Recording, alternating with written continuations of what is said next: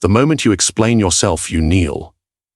And the moment you kneel, they learn they can summon you at will.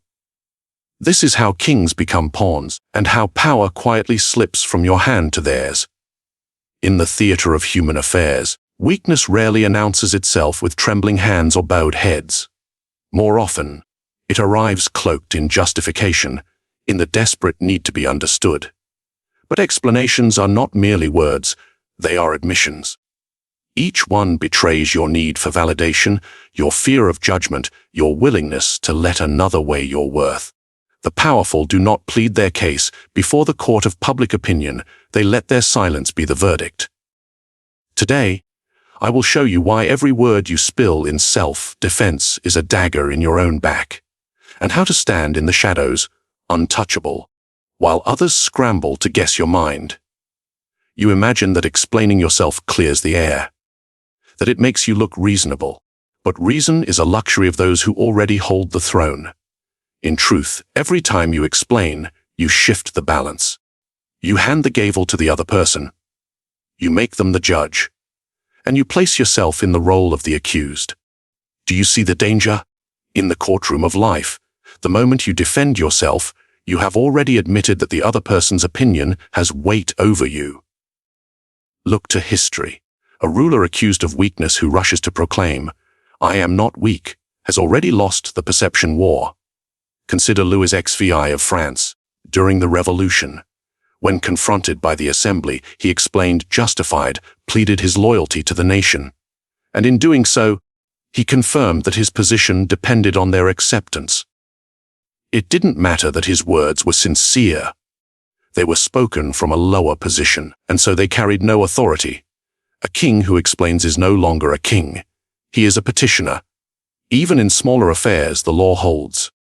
You tell a colleague why you missed a deadline. You justify a decision to a friend. You detail your reasoning to a stranger online. Each explanation is a quiet transfer of the crown. You say, "Here, I need you to validate me. Judge me worthy." And once they have tasted that role, they will never give it up.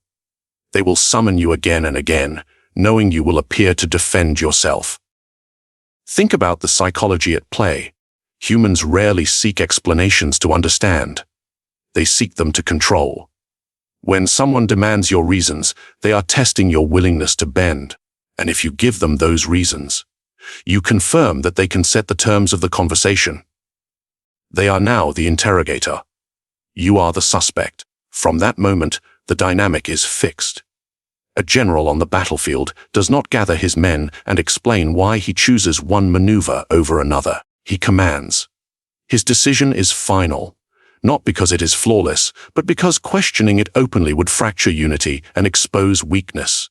Your life is no different. You are the general of your own affairs. If you find yourself justifying every choice, you are no longer commanding, you are negotiating. But negotiation is not always bad, you may say. True, if you are equal parties. But you are not equal when the other holds the power to demand your explanation.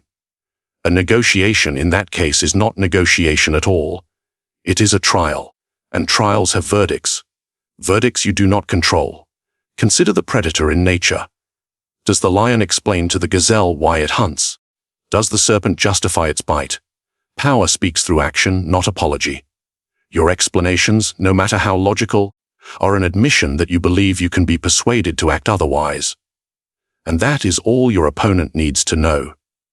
The most dangerous part, explanations feel safe, they feel like control.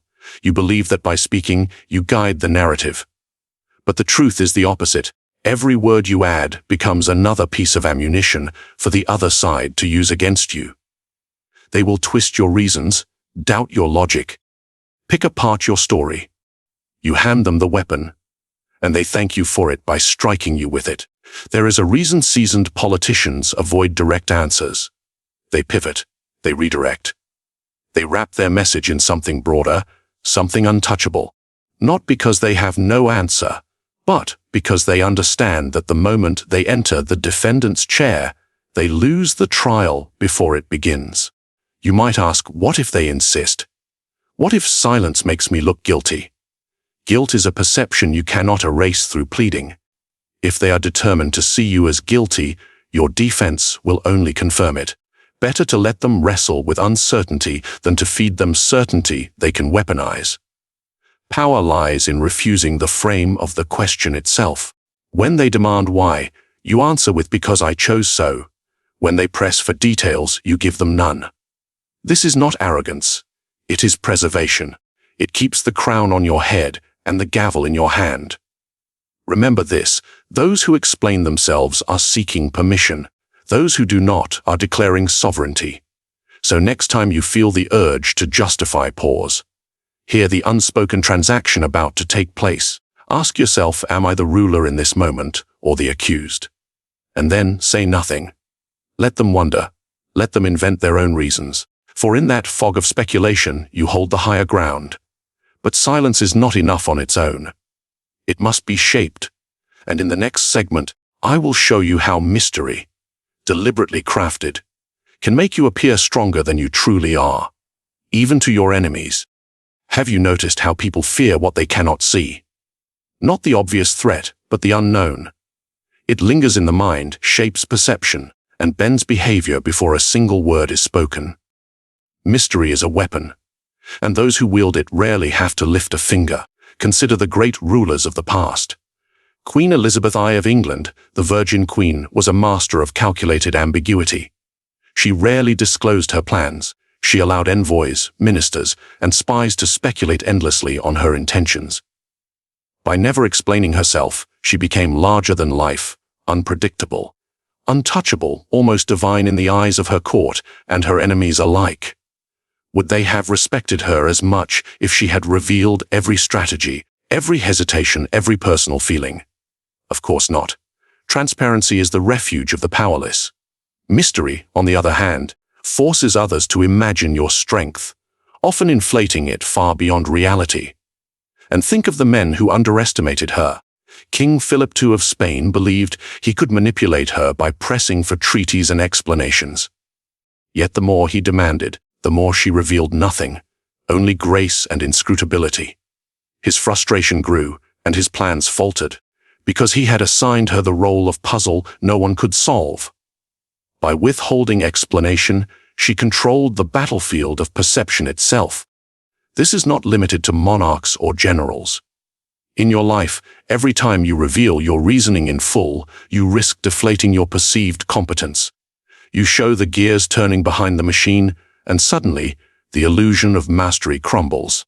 Have you ever been drawn to someone who never fully reveals their thoughts, their motives, their intentions? There is a tension, an electricity. You find yourself imagining what drives them, guessing what they will do next, projecting your fears and desires onto them. And that is the point. When people are left to guess, they often overestimate your intelligence, your influence, your power.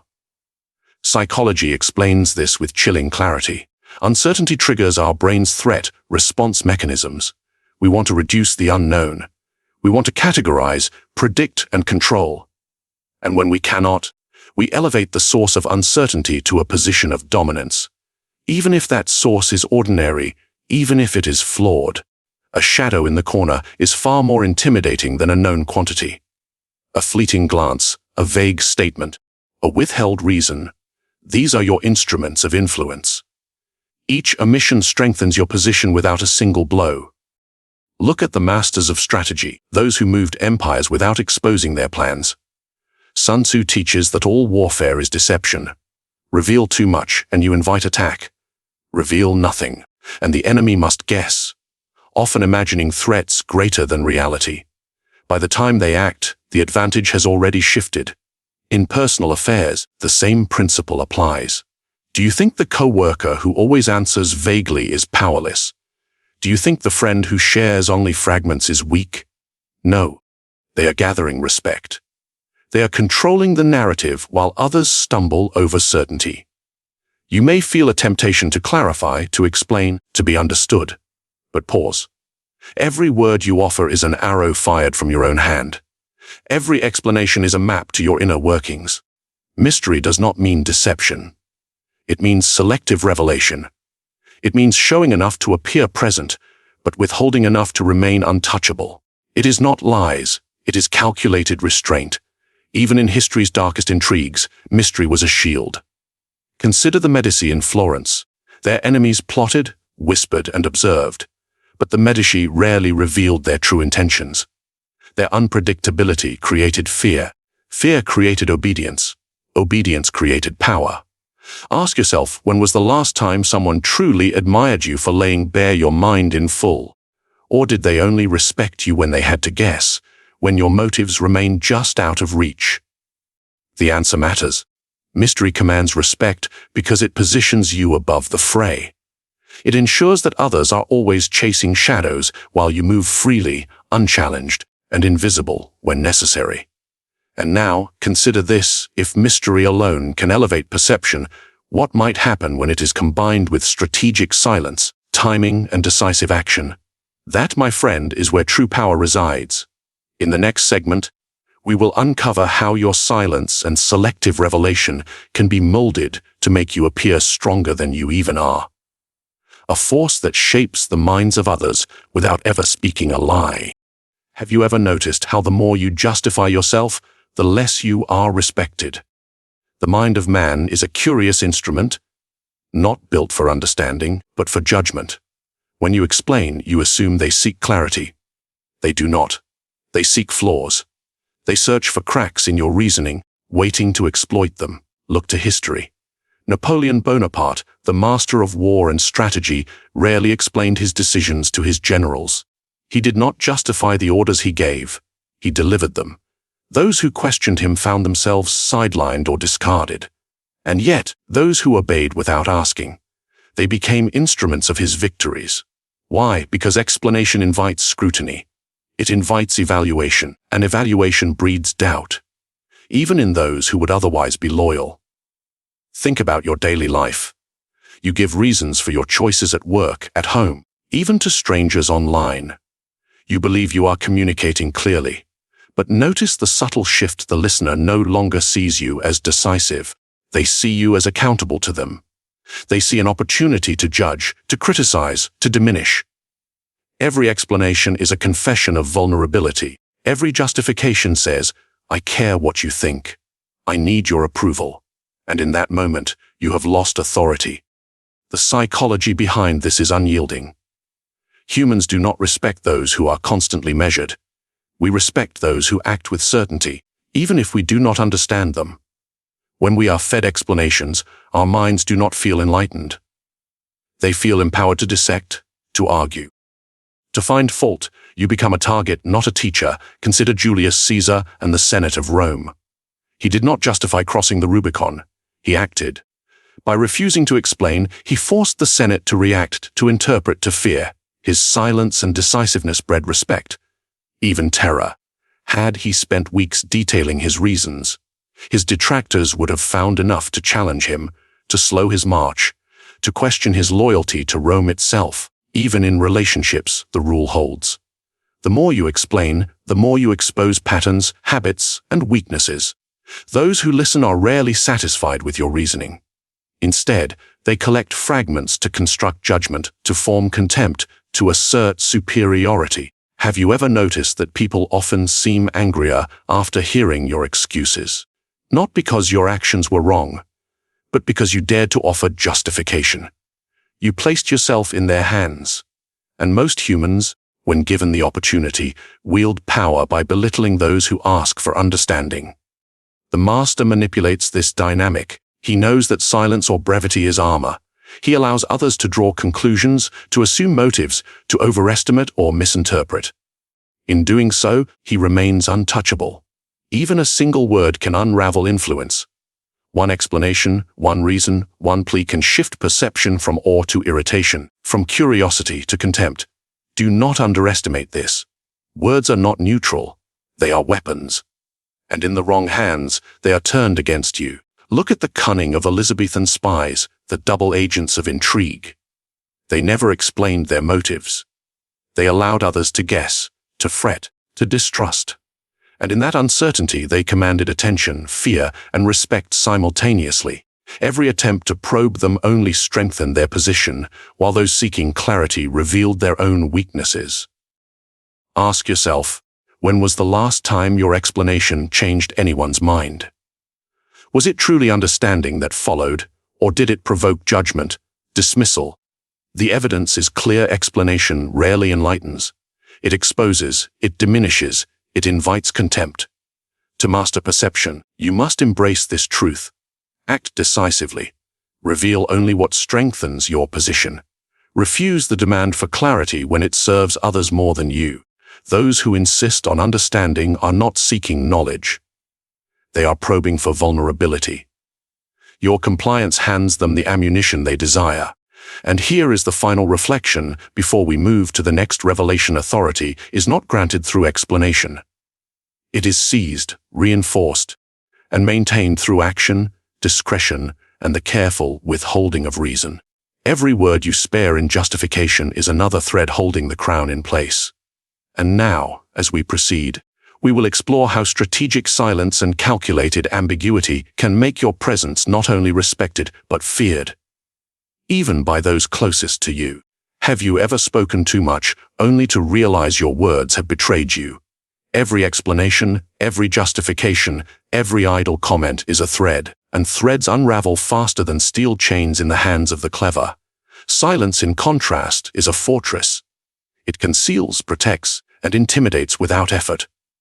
Look to the masters of strategy. Otto von Bismarck, the Iron Chancellor of Prussia, understood this principle with surgical precision. He rarely revealed his intentions outright. He whispered, hinted, or allowed others to interpret his motives. Ministers, monarchs, even rival nations were left guessing. And in that guessing, they revealed themselves. Bismarck listened. He struck. Not when he was understood, but when others miscalculated his moves. Do you see the lesson? Silence is not absence. Silence is control. Consider the psychology at play. Humans are driven to fill gaps in knowledge. When confronted with silence, the mind races. It invents motives, assigns power, imagines threats. And more often than not, the imagination overestimates reality. By remaining silent, you force others to confront their own uncertainty. You are no longer judged solely on your actions, but on the perceived weight of your presence. You become larger, more decisive, more untouchable. Not because you wield more power, but because others fear the unknown. History offers abundant proof. Take the example of Miyamoto Musashi, the legendary samurai of feudal Japan. He spoke little, acted with precision, and let his victories tell the story. Opponents tried to understand him, to anticipate his moves, to outwit him. But in silence, he was unpredictable. And unpredictability, in any arena, is the ultimate leverage.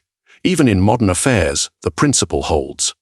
The most formidable negotiators rarely explain their positions in full. They allow the other party to draw conclusions, make assumptions, and expose weaknesses of their own. Every word spared is a weapon. Every pause, a calculated pressure point. Every silence is a mirror, reflecting others' insecurities back onto them. You may ask, what about relationships? Should I always be silent? Not absolute silence. Strategic silence. Know when to withhold, when to observe, when to act. A single well-timed pause can shift perception more than 1,000 justifications. Think of the courtroom drama. A witness who refuses to over-explain is suddenly more credible. The jury interprets hesitation as thoughtfulness. Confidence in absence appears stronger than confidence in speech. Even among spies, silence is currency. The double agent who whispers nothing is more feared than the one who spills secrets. Every question they avoid, every motive they conceal, forces adversaries to dance to their rhythm. And in that dance, the silent agent dictates the steps. In your life, silence allows you to observe power dynamics from a position of advantage. When others argue, demand, or justify, you watch. You measure. You anticipate. And when the moment is right, you act. Decisively, without revealing your plan in advance. Do you see how power is transferred in this way? Not through force, not through debate, but through absence. Deliberate absence. Silence also protects your reputation. Once explanations are offered, they can be dissected. They can be twisted. They become liabilities. A master never surrenders this ground. He lets uncertainty do the work that words cannot. But understand this silence is dangerous if used without purpose. Empty silence is weakness. Strategic silence is armor. It requires patience, observation, and the cunning to know when to break it. Used correctly, it elevates your position, intimidates rivals, and ensures that every action you take carries greater weight than it otherwise would. Ask yourself this: when was the last time someone over-explained and lost their influence? And when was the last time someone's quiet presence commanded attention without a single word? That contrast is the lesson. Words can erode power, silence can amplify it. Remember, the world fears what it cannot grasp. A well-timed pause can create awe, confusion, and even compliance. And in the final analysis, those who control perception control reality. Now, as we move to the next insight, prepare to see how your restraint in speech, when combined with deliberate ambiguity, can not only preserve authority, but actively shape the perceptions, fears, and actions of those around you.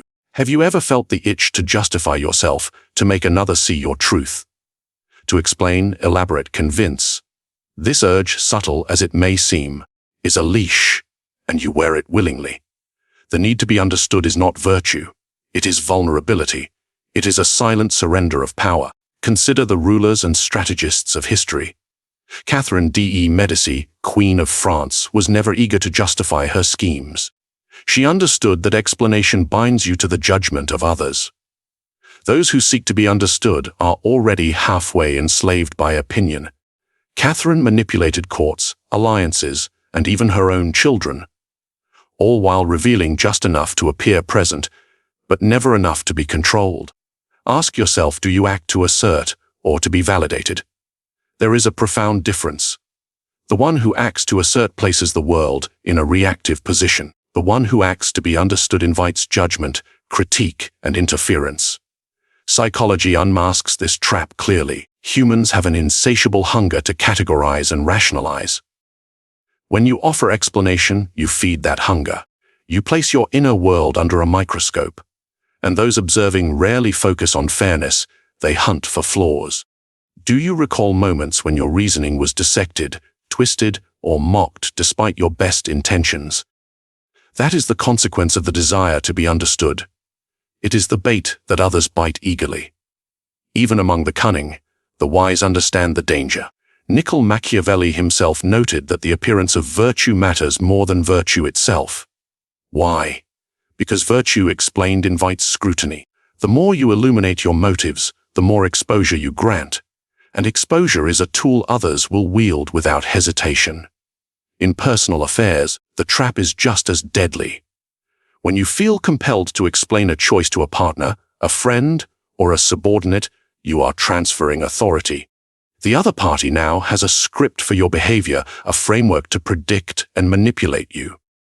Even if your reasoning is sound, even if your intentions are noble, the act of explanation diminishes your independence.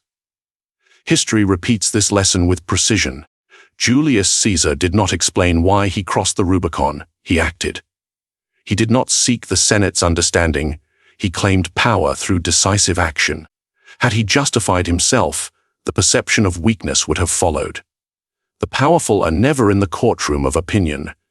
They dictate its rules. Consider your own life. How often have you said, "Let me explain," only to regret it afterwards? Every explanation carries a hidden cost. It signals that your position, your decision, or your worth depends on acceptance. And the moment someone else assumes authority over your understanding, they hold sway over you. Even more insidious is the internal effect. Your mind becomes a court, judging your every word, your every action. You internalize the scrutiny you once sought to avoid. You become both prisoner and warden, trapped by your own need to be understood. The antidote is deliberate. Do not surrender your sovereignty to the expectations of others. Act decisively. Reveal selectively. Allow your intentions to remain partly obscured. Observe the patterns of human perception. When people are left uncertain, they overestimate your competence. They fear what they cannot fully grasp. And in that fear, they grant you power you never demanded. Look to the masters of influence. Elizabeth I, Bismarck, Mushiness. None sought validation for their choices. They acted, they waited, they struck. They let others interpret, overthink, and stumble, and they emerged unchallenged, respected, feared. Do you see the principle? The desire to be understood is the chain. The refusal to justify is the sword. Ask yourself now, do you act for their comprehension or for your own authority? Every explanation you withhold preserves your sovereignty. Every pause, every silence, every measured action is a declaration I answer to no one. And here lies the final reflection before we leave this lesson. Those who crave understanding are perpetually at the mercy of others. Those who act reveal selectively and guard their motives. They shape perception, command influence, and remain untouchable. In the next contemplation, we will examine how all these principles, the refusal to explain, the cultivation of mystery, the wielding of silence, converge to create an aura of power so compelling that others cannot resist yielding to it. The question then becomes, are you ready to step into that realm? Power is not granted. It is seized in silence, in mystery, in the refusal to justify yourself. Every explanation you give is a dagger handed to another. Every word spoken in defense weakens the throne you occupy. Do you still crave approval? Or will you act with sovereign authority instead?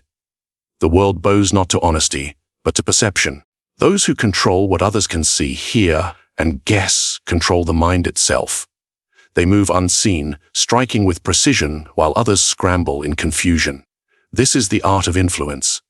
This is the mastery of control without ever revealing the strings.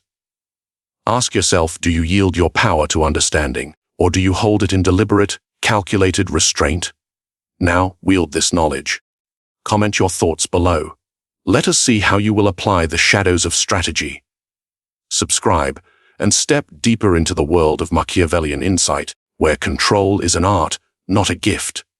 Share this video with those who dare to seek power and watch how perception bends in your favor.